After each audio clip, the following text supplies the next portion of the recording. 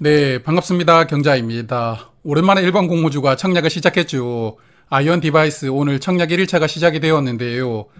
그래서 오늘은 아이언 디바이스 내일 청약은 어떻게 마감될지 예상을 한번 해보도록 하고요. 그리고 내일부터 또 KB스펙 30호가 청약을 시작하니까 이 종목 관련해서도 간단하게 정리를 해보도록 하겠습니다. 먼저 아이언 디바이스부터 보면 오늘 1일차 청약이 생각보다 적게 들어왔는데요. 계좌 수는 약 4만 7천 계좌가 참여를 했고 증거금은 881억 원이었습니다. 그래서 제가 생각하고 있는 것보다는 1일차는 조금 적게 들어왔는데요. 하지만 내일 청약하실 분들이 아마도 많을 것 같거든요. 그러면 먼저 청약 단위부터 체크를 하고 내일 청약을 예상을 해보도록 하겠습니다. 아이언 디바이스는 대신증권이 주관을 하고 있고 최소 수량은 20주이거든요. 그러므로 균등 청약만 참여를 하신다면 20주 청약을 하시면 되고 증거금은 7만원 필요합니다. 그리고 일반 고객은 3만 7천주까지 청약을 할 수가 있고 3만 7천주를 청약하시려면 증거금은 약 1억 3천만원 정도 필요하고요. 그리고 청약 단위를 보면 1000주부터 5000주까지는 200주 단위로 신청을 할 수가 있고 5000주부터 5만주까지는 500주 단위로 신청을 할 수가 있거든요. 그래서 청약 단위가 비교적 잘게 쪼개져 있으니까 가성비 청약만 하시는 분들은 조금 넉넉하게 청약을 하시는 게 좋을 것 같습니다. 자, 그러면 먼저 균등 배정부터 예상을 해볼 텐데요. 아이언 디바이스 오늘 약 4만 7천 계좌가 참여를 했는데 최근에 대신증권이 주관을 했던 두 종목을 보면 엑셀 세라퓨틱스는 1일차에 7만 8천 계좌, 그리고 한선 엔지니어링은 1일차에 5만 7천 계좌가 참여를 했었거든요.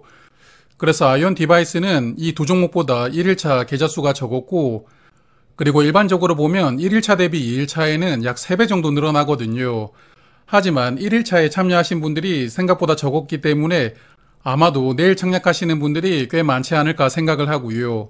그래서 저는 1일차 대비 4배 정도 늘어나는 19만 계좌가 청약에 참여할 것이라고 예상을 해봅니다.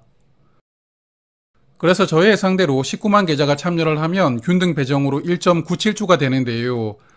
그러므로 이번 종목은 균등 배정으로 평균 2주 정도 배정이 될 것 같으니까 청약을 참여하시는 분들은 참고하시길 바랍니다. 자, 그러면 비례 배정을 예상을 해볼 텐데요. 지난번에 청약을 했던 TDS팜의 경우에는 환불기간이 이틀이었고 비례 경쟁률은 3215대 1로 마감을 했었는데요. TDS팜이나 이엔셀이 상장일에 큰 시세를 보여주었죠. 그러므로 이 당시보다는 비례 청약을 하시는 분들이 조금 더 늘어났을 것이라고 예상합니다.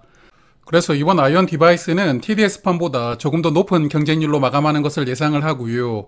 증거금은 4.7조 원이 들어오면서 비례 경쟁률이 3600대 1 정도로 마감하지 않을까 생각을 해봅니다. 그래서 저의 예상대로 비례 경쟁률이 3600대 1이라면 비례 한 주를 받기 위한 증거금은 1260만 원이 필요하고요. 1260만 원을 금리 3.15% 파킹 통장에다가 이틀간 맡겨두면 이자로 1840원을 받을 수가 있거든요.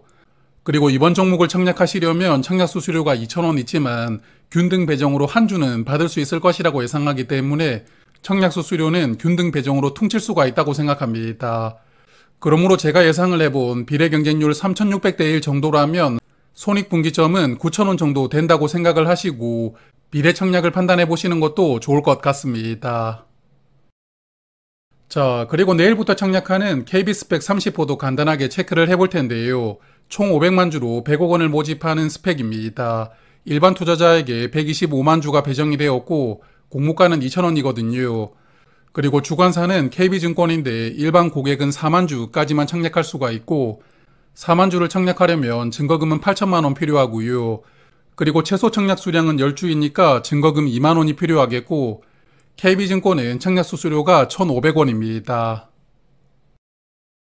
그리고 수요 예측 결과를 간단하게 보면 1963개 기관이 참여를 했고 경쟁률은 1218대 1로 마감이 되었는데요. 그러므로 최근에 청약을 했었던 스펙들과 결과가 비슷하거든요. 수요 예측은 무난하게 나왔다고 생각합니다. 자, 그래서 두 종목은 청약 일정이 겹쳐 있는데 저는 일단 아이언 디바이스 쪽을 비례 청약을 해볼 생각이고요. KB증권도 이제 수수료를 내지 않는 조건을 만들어 두었거든요. 균등 청약은 가볍게 해볼 생각입니다. 여하튼 내일 아이언 디바이스 경쟁률이 얼마나 나올지를 보면서 비례 청약을 판단을 해봐야 될 것 같고요. 그리고 내일은 아이온 디바이스 청약이 마감되면 결과를 간단하게 정리를 해볼 테니까요.